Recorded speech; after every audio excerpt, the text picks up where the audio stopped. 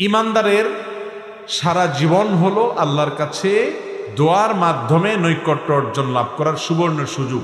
দোয়া হলো ইমানদারের সবচেয়ে বড় অস্ত্র, সবচেয়ে বড় হাতিয়ার।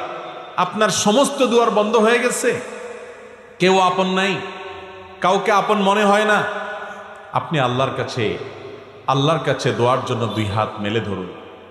আপনি ভোর রাতে উঠে যান, তাহাজ্জুদে দাঁড়িয়ে যান, চোখের পানি ফেলেন, আল্লাহর সাথে একটু কথা বলেন, সিজদায় গিয়ে আল্লাহর সাথে কথা বলেন। আল্লাহর চাইতে আপন আর কেউ নাই।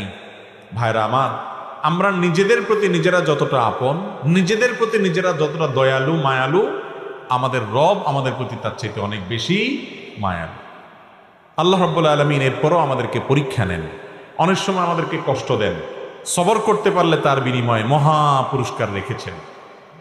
এই দোয়া আল্লাহ রাব্বুল আলামিন বান্দার জন্য সবচেয়ে বড় সুযোগ দিয়েছেন। দোয়াটাকেই ইবাদত বলেছেন হাদিসে নবী করিম সাল্লাল্লাহু আলাইহি ওয়াসাল্লাম, দোয়া হুয়াল ইবাদা, দোয়াটাই কি ইবাদত, দোয়াই হলো ইবাদত, ইবাদতের মগজ সার। কিন্তু সে দোয়া আজ আমাদের মাঝে নাই।